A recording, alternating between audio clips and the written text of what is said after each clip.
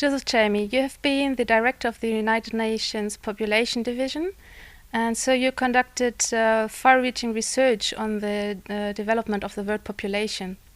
One central trend you've been describing is the shift in the distribution of the world population.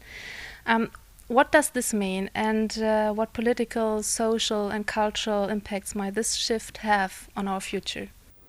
Yes, the world's population is shifting as it's been growing larger. Over the last 30, 40 years, we've doubled in size. We're now at 7 billion. But it's been uneven growth. Most of the growth has been occurring in the developing countries of Africa and Asia extensively, and to some extent in Latin America. As the shift has occurred, it has impacted the production and consumption of goods. And this means the economies and the relations between nations are changing. So we have a situation where, let's say, looking back in 1950, the European population was maybe 22, 23% of the world's population. Today it's 10% of the world's population. And by mid-century it'll be 7%. So this impacts how we have trade, how we have production patterns, how we have consumption patterns, and so on.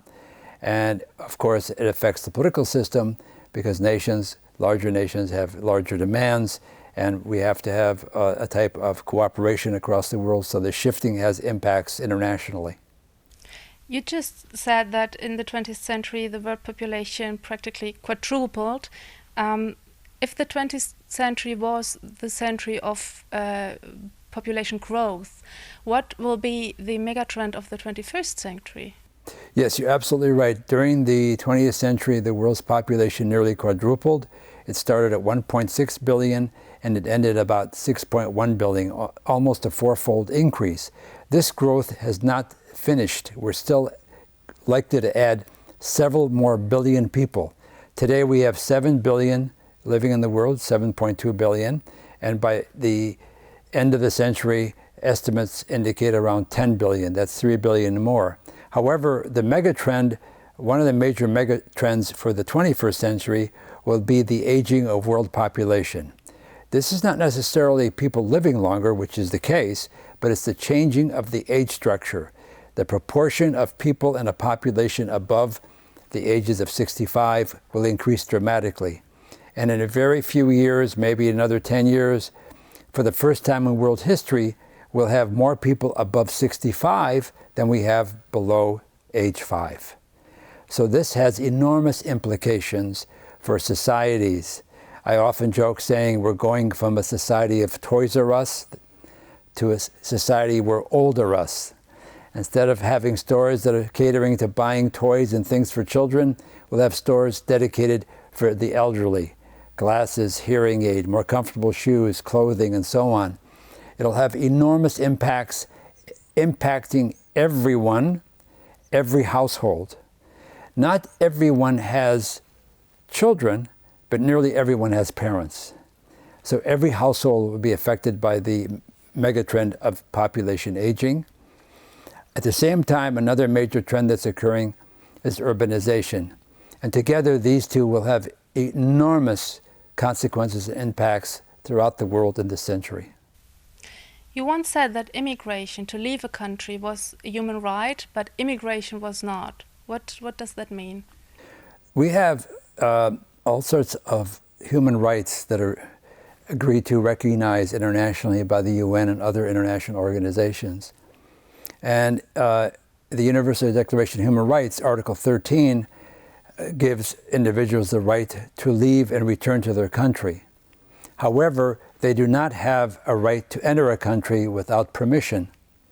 So whereas you can leave Germany and go somewhere, the countries outside of the European Union, you have to have legal documents to enter.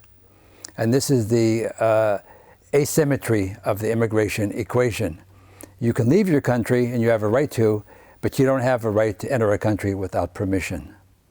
And that's what keeps the tension between the sending and receiving countries.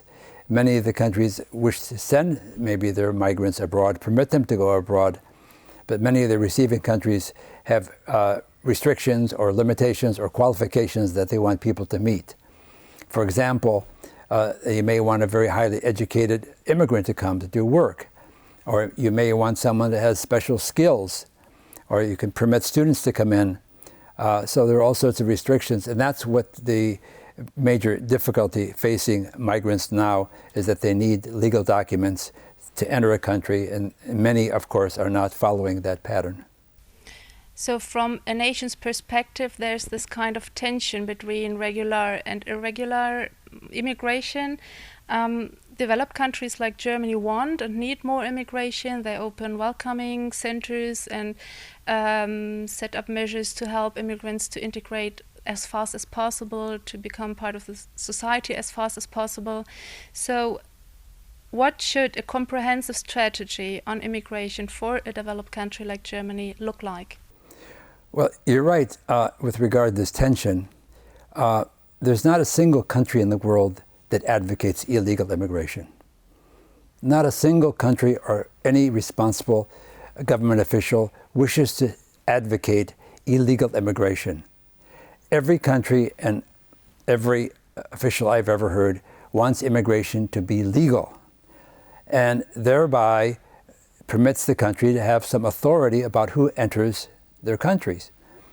Now, the difficulty comes in is that the demand is less than the supply. There are many more people that want to come in than the countries may wish to take.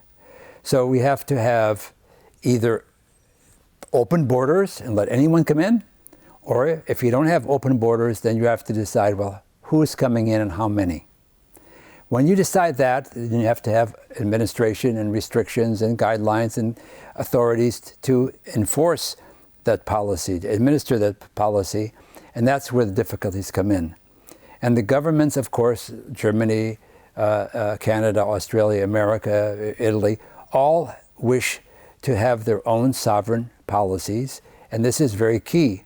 If you do not have policies that are unique and specific to your country, and you impose it, then you have a big gap between the public's views and the authorities' views. And we're seeing that occurring right now. The governments should lead and have principles, yet they have to take into account the public's wishes on these things. And if that gap becomes too large, then you have tension and turmoil in a country. Now, of course, Germany's situation, demographically, you have a very low birth rate. You have more deaths than births. So in order to keep your population at a, let's say, a reasonable level, a reasonable size, the labor force, you're relying on immigrants.